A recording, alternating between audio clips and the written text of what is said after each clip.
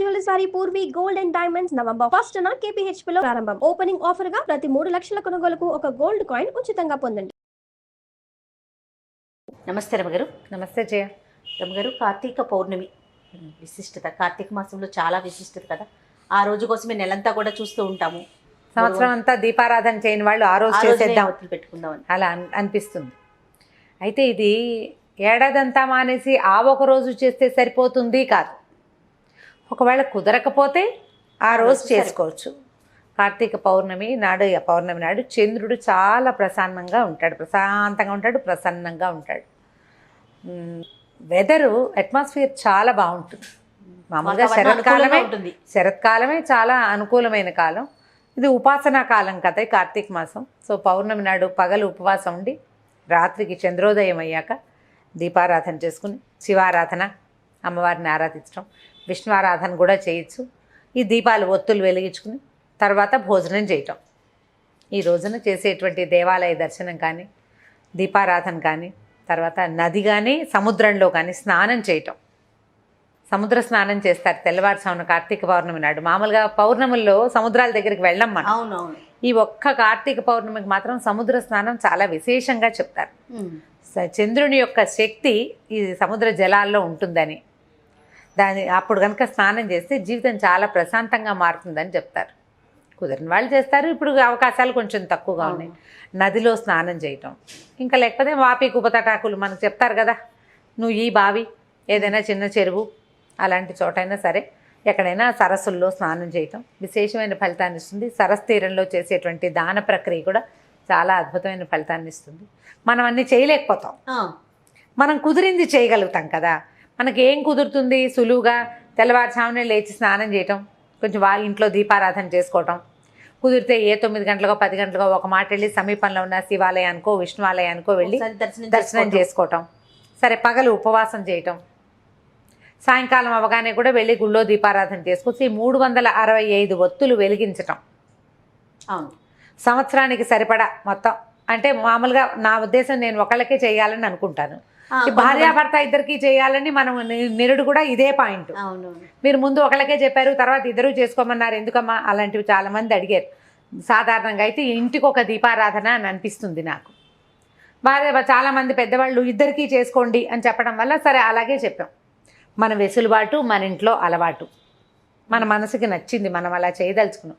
అప్పుడు 365 ఒత్తుల్ని కొంచెం చక్కగా కట్టగా కట్టి వాటిని కొంచెం ఉదయమే కనుక ఆవునేతిలో నానబెట్టి, నూనెలో కానీ ఆవునేతిలో కానీ కొంచెం నాననిస్తే ఒత్తులు నిలిచి వెలిగి కాలుతాయి. ఈ 365 ఒత్తులు వెలిగించుకోవచ్చు. తర్వాత ఏమో ఈ జ్వాలా తోరణం అవి చేస్తారు. దేవాలయాల్లో ఏం చేస్తారంటే, ఈ శివాలయాల్లో హెచ్చుగా కనిపిస్తుంది, వాకిలి వైపు శివుడిని, అమ్మవారిని, అయ్యవారిని ఇద్దరిని ఊరేగిస్తారు. ద్వారం దగ్గర పైన గడ్డితోటి బంధనంలాగా కట్టి అది వెలిగిస్తారు. ఆ వెలుగుతున్న జ్వాలల కింద నుంచి స్వామివారితో పాటు మనం కూడా నడవటం అనమాట. రథోత్సవం కానీ పల్లకి ఉత్సవం కానీ చేసి స్వామివారు అయ్యవారితో పాటు, అమ్మవారు అయ్యవారితో పాటుగా మనం కూడా ఆ జ్వాలల కింద నుంచి నడిచి లోపలికి వెళ్తే దేవాలయ దర్శనం చేస్తే అమోఘమైన ఫలితం ఉంటుందని, ఏడాది నుంచి ఉన్నటువంటి చీడపీడలు నశిస్తాయని, గ్రహదోషాలు తొలుగుతాయని స్వామితో కలిసి మనం దాంట్లో నుంచి వెళ్తాం అనమాట. జ్వాలా తోరణంలో నుంచి చేయొచ్చు మనకు అవకాశం ఉంటే, లేదా మనకి ఎంత అవకాశం ఉంటే అంతగా చేయటం. ఇందులో చంటి పిల్లలు, తల్లులు, గర్భవతులు, బాలింతలు, వృద్ధులు, అనారోగ్యంతో ఉన్నవాళ్ళు వీళ్ళందరూ ఉపవాసం చేయాలనే విధానం పెట్టుకోబోకండి.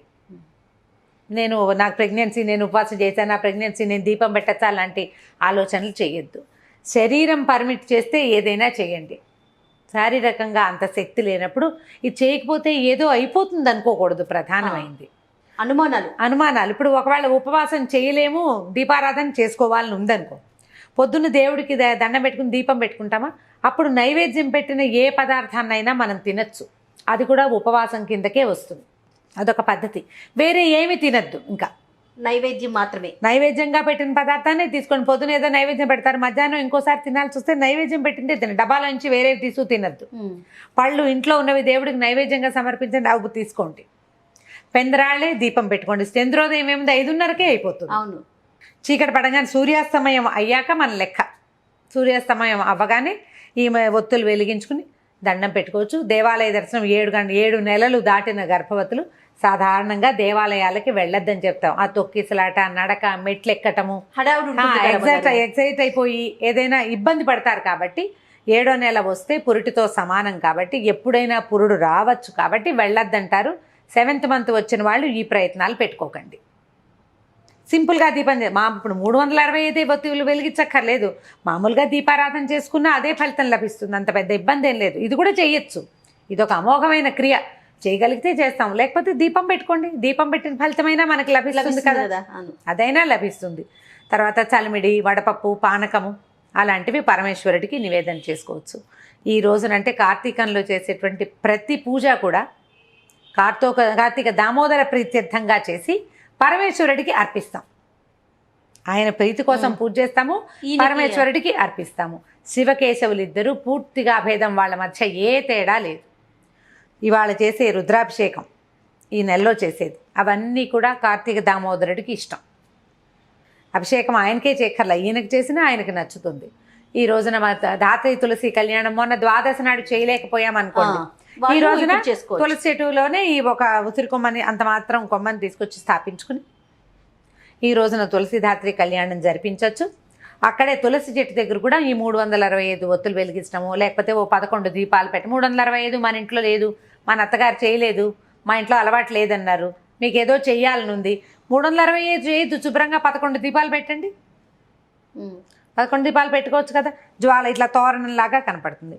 ఇది చేయొచ్చు. నదీ జలాల్లో దీపాలు వదిలిపెట్టడం, అరటి దీపాల్లో చిన్న చిన్న ఇవి చేసి దాంట్లో కొద్దిగా ఆవునేతి ఒత్తుల్ని వేసి వెలిగించి జ్వాలా తోరణంలాగా వదిలిపెట్టడం, దీపమాలిక సమర్పణం. దీంతోపాటు దీపస్తంభ సమర్పణ అని ఒక విశేషమైన పూజా విధానం మనకి కార్తీక పురాణంలో చెప్తారు.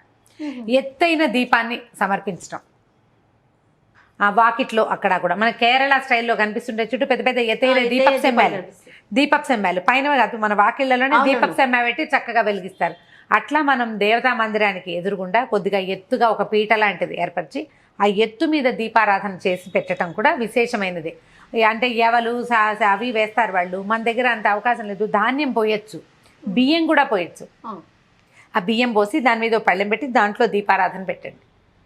అది కూడా ఒక మంచి సేవ, అలా కూడా చేయొచ్చు. పగలేలాగా ఉపవాసం ఉంటో సాయంకాలం పెందరాళ్ళే వంట చేసుకుని స్వామికి సమర్పించుకుని చక్కగా భోజనం చేసేసేయండి. ఇప్పుడు ఈసారి సరిగానే వచ్చేది, శుక్రవారం వచ్చింది కదా, శుక్రవారం వచ్చింది పౌర్ణమి. పగలేలాగా నక్తాలు ఉండే అలవాటు ఉన్న వాళ్ళు ఉంటారు. కార్తీక నక్తాలు అంటే పగలు ఉపవాసం ఉండి రాత్రి భోజనం చేసేవాళ్ళు, వాళ్ళు ఈ సాయంకాలం భోజనం చేయొచ్చు. అలా కాకుండా ఒక పొద్దు ఉండే ప్రాక్టీస్ ఉన్నవాళ్ళు, ఒక పొద్దున్న తిని రాత్రి మానేసే పద్ధతి ఉన్నవాళ్ళు, అంటే పగలు భోజనం చేస్తారు కార్తీకంలో, సాయంకాలం పలహారం చేసేవాళ్ళు, దాన్ని ఈరోజు ముందుకు మార్చుకోండి, ఇటు మార్చండి. పగలల్లా అభోజనం ఉండి ఉపవాసం ఉండి సాయంకాలం భోజనం చేయటం. ఈ రోజున చేసే లలితా సహస్రనామార్చన కూడా చాలా ఫలితాన్ని ఇస్తుంది. చంద్రబింబంలో లలితాదేవిని భావించి దీపారాధన దీపం చూపించడము, అమ్మవారికి వెండి పళ్ళెంలో పాయసం పోసి నైవేద్యం చేయటము కూడా అద్భుతమైన ఫలితాన్ని ఇస్తుంది. ఏ పూజ చేసినా కూడా మనస్ఫూర్తిగా మీరు చేయగలిగినంత శక్తి అనుసారం, గొడవలు పడకుండా, వాదనలు హడావిడులు లేకుండా తాపీగా చేసుకోగలిగే చిన్న పూజ నుంచి పెద్ద పూజ వరకు ఏదైనా భక్తి శ్రద్ధలతో హైరాన్ లేకుండా మీ ఇంట్లో ఉన్న అలవాట్లను బట్టి మీరు సమీపంలో ఉన్న పెద్దవారు ఎవరి మాట అయినా వినదలుచుకుంటే వాళ్ళ మాట ప్రకారం చేసుకోండి. ఇంట్లో వాళ్ళని కాదని భర్తని నిరాకరించి చేసిన వ్రతాలు ఫలితాన్ని ఇవ్వవు. మీ అత్తగారు ఉన్నారు మీతో పాటు, మా ఇంట వంట లేదు ఇవన్నీ చేస్తున్నావు నువ్వు అంటే అవి చెయ్యొద్దు. మీ ఇంట్లో ఏది ఉందో అది చెయ్యండి. లేదా అన్నిటికంటే ఈజీ, దేవాలయ దర్శనం సులువు, దేవాలయానికి వెళ్ళి దీపం పెట్టుకోండి. ఓ దీపారాధన కుందు పట్టుకెళ్తాం, ఓ డబ్బాలో కాస్త నూనె తీసుకెళ్తాం, లేదా నెయ్యి తీసుకెళ్తాం, ఒత్తులు తడిపి పెట్టుకోండి, చిన్న ప్రమిదలు పట్టుకెళ్ళండి, తీసుకెళ్ళండి, చక్కగా వెలిగించండి. పిల్లల్ని, ఆడపిల్లలు ఉంటే మగపిల్లలున్నా వెంబడి పెట్టుకు తీసుకెళ్ళి వాళ్ళతో కూడా ఒక దీపం పెట్టించండి. ఎవరైనా పెట్టిన దీపాలు ఉంటే వాటిని కొద్దిగా ఒత్తి ఎగసం దోసి మరో చుక్క మన సీసాలో నూనె ఉంటే తలగా నూనె వేయండి. అవన్నీ కూడా విశేషమైన ఫలితాలు ఇస్తాయి. ఏదైనా ఒక సత్క్రియ చేయటమే అంతే. దాంట్లో వాద ప్రతివాదాలు వాటికి తావు ఇవ్వబోకండి. ప్రశాంతంగా చేసుకోండి. ఏం పూజ చేసినా కూడా చక్కగా వాకిట్లో ముగ్గేసుకోవటం, ఇల్లు వాకిలు తుడుచుకోవటం, సాయంకాలం పెందరాళి వాకిట్లో కాస్త నీళ్ళు చల్లి ముగ్గేసుకోవటం, తులసి చెట్టు దగ్గర ముగ్గు వేయటం, ఈ దీపారాధన చేసుకోవటం, ఇవి చేసేసి తర్వాత ఒక చెంబు నీళ్ళు పోసుకోవడం, స్నానం చేసేసి చక్కమని దీపాలు అది పెట్టేసుకుంటే మీరు వంట చేసుకోవచ్చు. పెద్దవాళ్ళకి ఇబ్బంది లేకుండా, పిల్లలు ఆకళ్ళకి ఆగలేకపోతారు. ఏర్పాటుగా చూసి మాత్రం చేసుకోండి. మనం ఇబ్బందులు ఏ పడుతూ కదా. పూజ చేసినా కూడా మన ఇంట్లో వాళ్ళు ఇబ్బంది పడి పెద్దవాళ్ళు బాధపడే పరిస్థితి అయితే మనకి పెద్దగా ఫలితం లభించదు. నెగిటివ్ ఇవి ఫోర్సెస్ వచ్చేస్తూ ఉంటాయి కదా, దాన్ని నెగిటివిటీని రానివ్వకుండా మాత్రమే పూజ చేసుకోవాలి. అన్ని సముదాయించుకొని ముందుకు ముందుకు వెళ్ళాలి అంతే. నమస్తే. నమస్తే జయ.